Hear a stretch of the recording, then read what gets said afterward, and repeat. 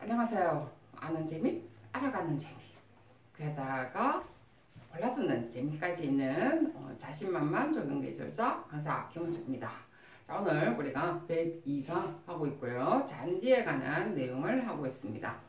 저번 시간에도 이야기했던 것처럼 우리가 잔디는 왜 하는가, 그리고 뭐 때문에 어디에 사용을 하고 있기 때문에 우리가 잔디의 종류와 특징을 알아야 되는가 라고 이야기를 했죠. 자, 그리고 이거 하기 전에 또 우리가 항상 광고를 해드리죠. 그죠? 이제 이거 다 끝나고 나면 책 나오기 전까지 이제 브록의 내용들이 굉장히 중요한 게 많기 때문에 사실 브록에 나오기 전까지 여러분한테 이제 한번 복습한다는 의미에서 각 어떤 파트마다 문제를 제가 어떤 1년에 관련돼 있는 문제를 통틀어서 설명을 드리도록 하죠. 근데 어쩔 때는 뭐 법규와 계획론으로 막 같이 이렇게 섞이는 경향이 없지 않아 있습니다. 그래서 그런 부분들을 이제 할 거기 때문에 여러분 또 계속 많은 어떤 시청을 바라고요. 자, 오늘 우리가 한국형 잔디의 어떤 장단점을 합니다. 그죠? 자, 저번 시간에 우리가 난지형 잔디에 관해서 잠깐 이제 종류 이야기를 했죠? 그죠? 물론 이제 난지형 잔디라고 하면 어떤 따뜻한 곳에서 자라는 어떤 잔디입니다.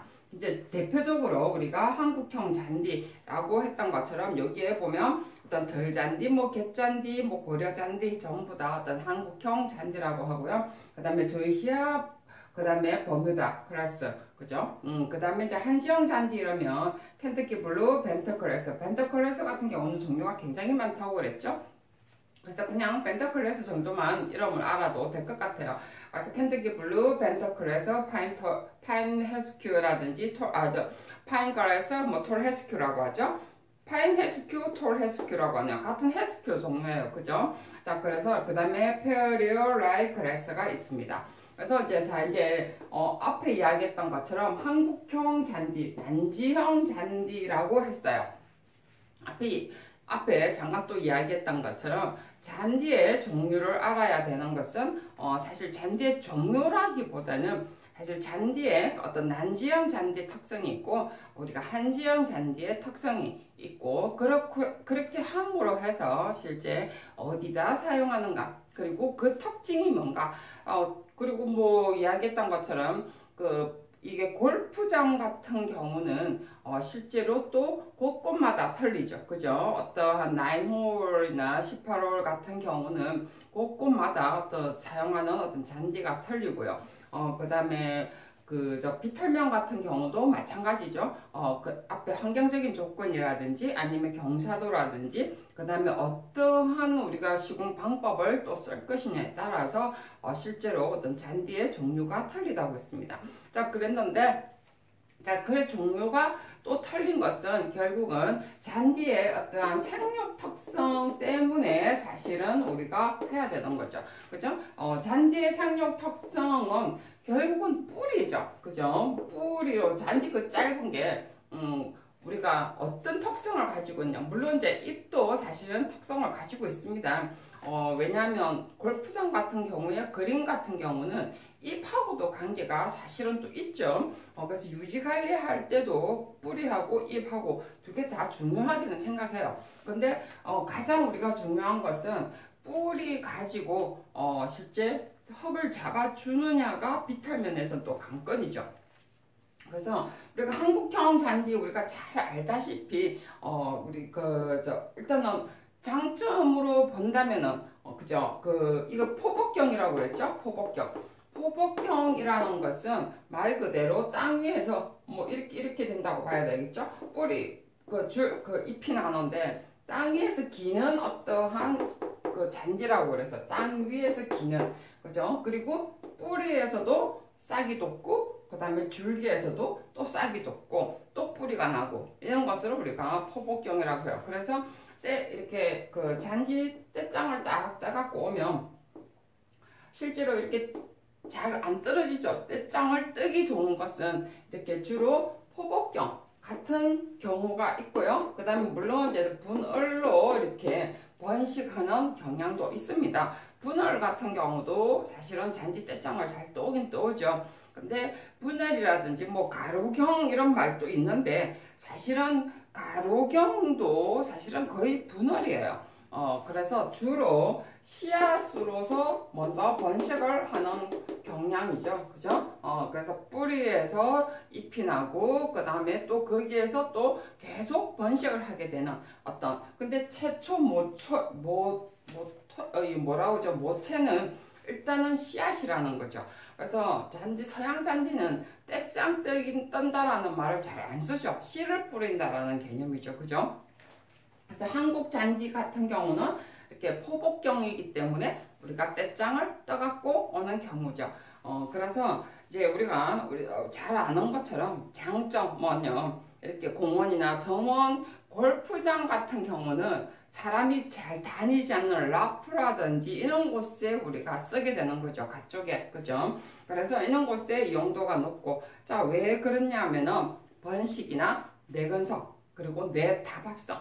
내다합성이라는 게 뭐죠? 결국은 뿌리가 흙을 잘 잡아준다는 거죠. 그죠? 당연하죠. 포복경이니까 당연히 흙을 잘 잡아줍니다. 우리가 하천에도 경으로 이렇게 심는 게 있죠. 그래서 땅으로 기는 어떠한 걸 심는 경우가 있습니다. 그죠?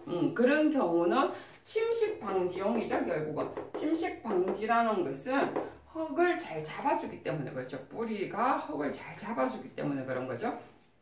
그래서 이제 이런 것이 우리가 장점 잘 알다시피 그런 거고요. 그 다음에 단점으로 보면은 말 그대로 황화 현상이 길다는 거죠. 그리고 한번 병충해 걸면 아무래도 뿌리가 같이 계속 연결되어 있으니까 실제로 우리가 회복 속도가 더디다. 그리고 한꺼번에 싹 이렇게 죽는 경향이 없지 않아 있죠. 뭐 서양잔디는 안 그런가요, 어디? 근데 이제 서양잔디는 너무 빡빡하게 자라서 사실 습도하고의 관계가 사실 굉장히 큽니다, 실제. 그래서 이제 이런 것이 이제 한국형 잔디의 장단점의 어떤 개념이고요. 그 다음에 이제 우리가 옆에 뒤쪽에 보면 잔디 생태 특성에 따른 용도에 놨습니다. 저는 이제 이거를 따로 이제 만들어 난 이유 중에 하나가 앞에도 이야기했던 것처럼 우리는 잔디 종류도 종류지만 물론 이 앞에 뭐 잎이 뭐 가늘고 어떻게 해놓은 것은 우리가 잔디 종류와 관리 안에 용도뿐만이 아니라 어떤 잎이 어떤 가늘고 길고 뭐 이런 거 곱다라고 하는 것은 옆에 한번 특징을 잠깐 보고요.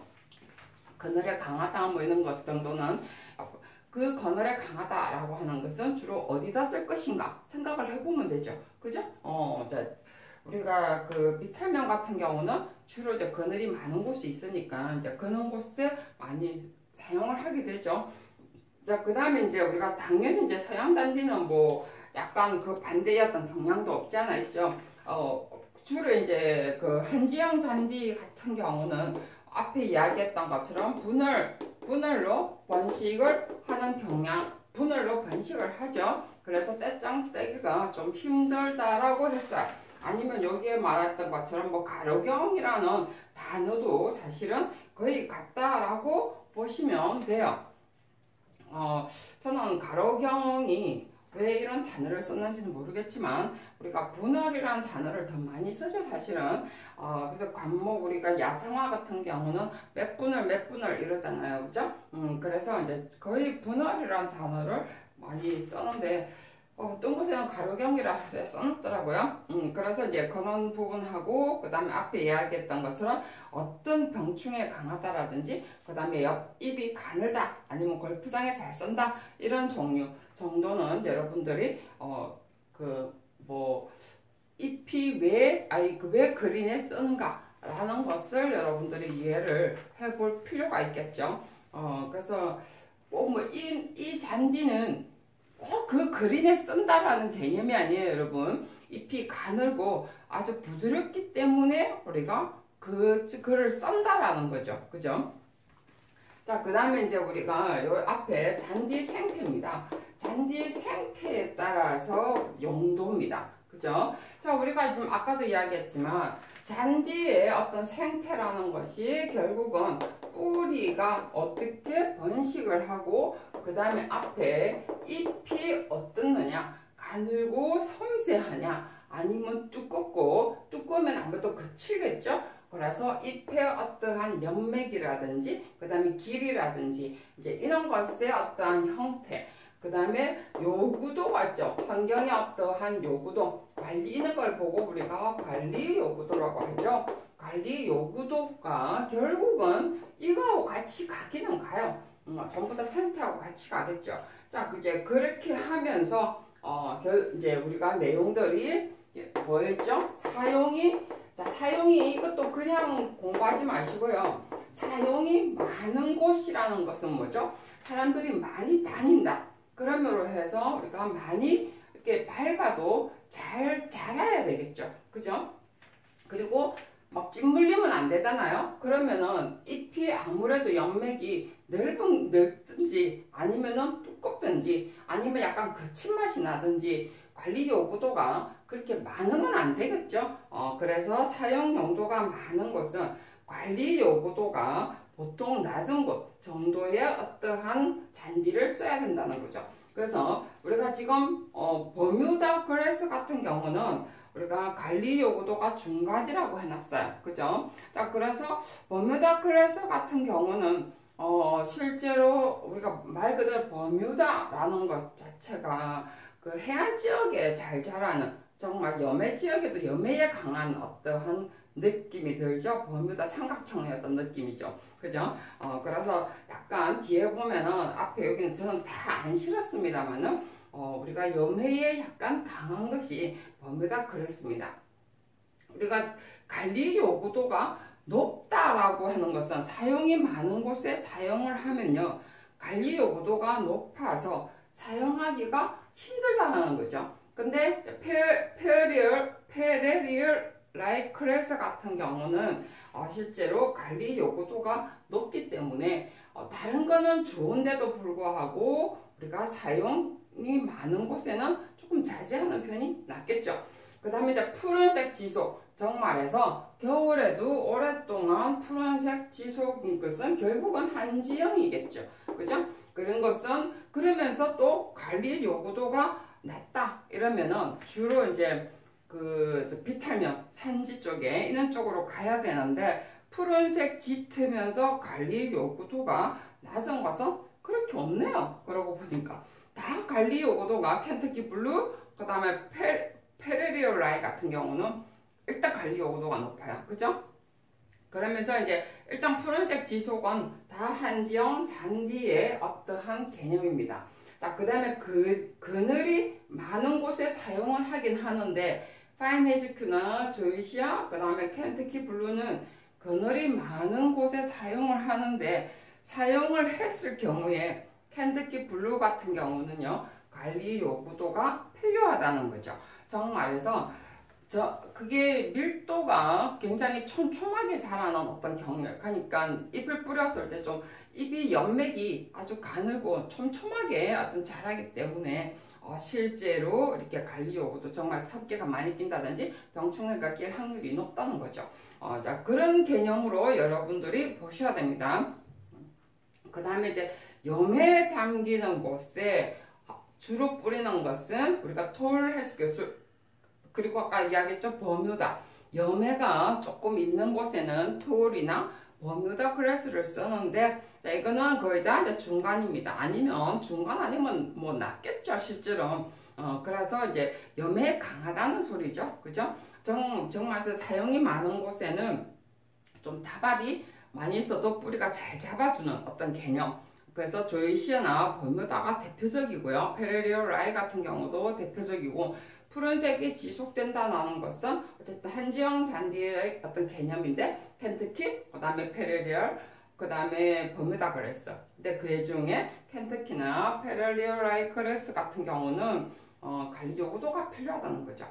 자, 그래서 이제 저는 뭐 하나하나 막 외우면 여러분들이 굉장히 헷갈립니다. 그래서 이렇게 저는 공통적인 거를 묶었어요. 항상 이야기지만 잔디의 어떠한 우리가 기술사의 어떤 개념은요, 잔디의 종류 막 이래가지고 막 그걸 묻는 것이 아니고 실제로 우리가 이런 잔디를 왜 쓰느냐가 사실은 우리 입장에서는 더 중요하다는 거죠. 물론 우리가 잔디 하나하나 들어가면은요, 굉장히 많은 내용들이 있긴 있습니다. 그거를 다 공부할 필요는 없잖아요. 우리가 뭐 잔디 생산자도 아니고, 그죠? 단지 잔디의 어떤 특성을 가지고 있고, 어떤 곳에 갔을 때 이것을 쓰면 안 되는데도 불구하고 그런 잔디를 쓸 수도 있다는 거죠. 그죠? 예를 들면 아까도 이야기했죠. 축구장에 포복경으로 잔디를 쓰면 안 되는데 진짜 포복경으로 우리가 잔디가 어떤 포복경으로 자라는 잔디를 썼어. 그랬을 경우에 우리가 말 그대로 잘못됐다라고 말할 수 있어야 되기 때문에 그런 거죠. 자, 그래서 이제 그런 걸 위해서 우리가 기본적으로 잔디를 공부를 해야 되는 이유 중에 하나입니다. 자, 그 다음에 이제 우리가 또 나오는 게 잔디의 잡초 예약적인 관리자. 이제 말 그대로 관리네요. 그죠? 야, 그런데 이거는 어디 가나 방제든 관리든 간에 우리가 그 물리적인 관리가 있고, 그죠? 물리적으로 한다든지 화학적으로 있다든지. 자, 물리적이라는 것은 물론 이제 방제 이전의 관리는 예방이 중요합니다. 우리가 앞에 제가 수모할 때는 제가 이야기를 했나요? 모든 것은요, 예방이 중요해요. 그 예방이라는 것이 뭐냐 하면은 말 그대로 물리성을 개선을 해주는 거죠. 물리성을 개선을 해주는 것이 토양의 어떤 토질이나 그 다음에 영양분이나 그 다음에 전정이나 뭐 이런 것을 전부 다 해주는 거죠. 배수. 사실 수목이나 잔디는 전부 다 배수가 제일 중요하잖아요. 그 다음에 이제 토양의 어떤 조건. 이것이 제대로 되면은 우리가 병충해라든지 이런 게 잘 아닙니다. 왜냐하면은 병이 생긴다든지 그 다음에 충이 생긴다는 것은 어쨌든 실제 우리가 병이든 뭐든 간에 섭도하고의 개념이죠. 섭도하고의 개념이고 그 다음에 영양분이 있고 그 다음에 온도죠. 이 세 개가 같이 맞아떨어지기 때문에 충이라든지 생기는 거죠. 병이 생기는 것은 실제로 어떤 환경적인 어떤 영향 때문에 많이 생기고 그 다음에 또 영양의 어떤 손실 때문에 기력이 다해서 생기는 거죠. 그래서 병이 있는 것과 그 다음에 충해가 있는 것은 약간 다르죠. 물론 병이 생기고 난 다음에 이게 좀 지속되면 당연히 충이 침입을 하게 되죠. 그죠? 그래서 가장 중요한 것은 예방이고요.